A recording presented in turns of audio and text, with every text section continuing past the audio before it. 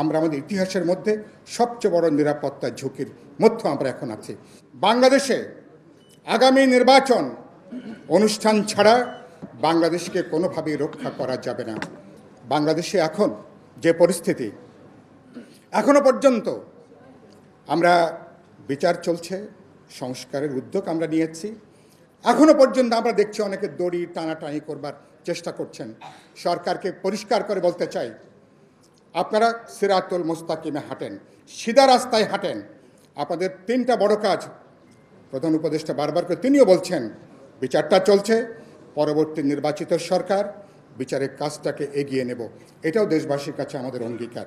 সংস্কারের ব্যাপারে বারবার করে আমরা অঙ্গীকার করে আসছি, ফলে এবং সেই জায়গাটা ফলে এখান থেকে পিছু হটার কোনো সুযোগ নেই। আর নির্বাচন, বাংলাদেশে আগামী নির্বাচন অনুষ্ঠান ছাড়া বাংলাদেশকে কোনোভাবেই রক্ষা করা যাবে না।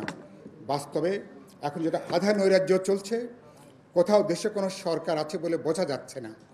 সেজন্য একটা শক্তিশালী, যার একটা ক্ষমতার পিছনে পপুলার ম্যান্ডেট আছে, মানুষের সমর্থন আছে, এবং এজন্য একটা শক্তিশালী রাজনৈতিক সরকার ছাড়া বাংলাদেশের বিদ্যমান যে চ্যালেঞ্জ, অর্থনৈতিক, সামাজিক, সাংস্কৃতিক এবং বিচার এবং সংস্কারের যে ধারা, কোনোভাবেই তাকে এগিয়ে নেওয়া যাবে না। আমরা আমাদের ইতিহাসের মধ্যে সবচেয়ে বড় নিরাপত্তা ঝুঁকির মধ্যে আমরা এখন আছি। ফলে রাজনৈতিক সরকার, ফলে যার গণভিত্তি আছে, যার পলিটিক্যাল ম্যান্ডেট আছে এবং যার দীর্ঘ লড়াইয়ের ঐতিহ্য আছে, ফলে সে ধরনের একটা পার্লামেন্ট সরকারের মধ্য দিয়ে আমরা বাংলাদেশকে আমরা সামনে এগিয়ে নিয়ে যেতে চাই।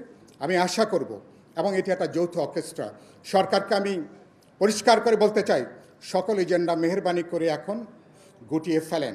এখন কেবলমাত্র বিচার এবং সংস্কারের ধারে আগামী যে নির্বাচন, সেটাকে প্রধান এজেন্ডায় পরিণত করেন, এবং তার জন্য রাজনৈতিক দলকে আস্থায় নেন, নির্বাচন কমিশন, জনগণ, গুরুত্বপূর্ণ সকল স্টেক হোল্ডার, সবাইকে আস্থার মধ্যে নিয়ে আগামী নির্বাচনের মধ্য দিয়ে আমরা বাংলাদেশে আমরা একটা দায়বদ্ধ, একটা স্বচ্ছ জনগণের প্রতি যাদের অঙ্গীকার রয়েছে এবং যাদের স্বপ্ন আছে আগামী 50-100 বছরে বাংলাদেশকে একটা মানবিক গণতান্ত্রিক পথে নিয়ে যাওয়ার জন্য, আশা করি সেই পথে আপনারা যাত্রা করবেন, এবং আপনারা যদি আগামী নির্বাচন করে বেরিয়ে যেতে পারেন সফলভাবে, আপনাদের শত ব্যর্থতার পরেও আপনাদেরকে নিশ্চয়ই আমরা সাধুবাদ জানাবো।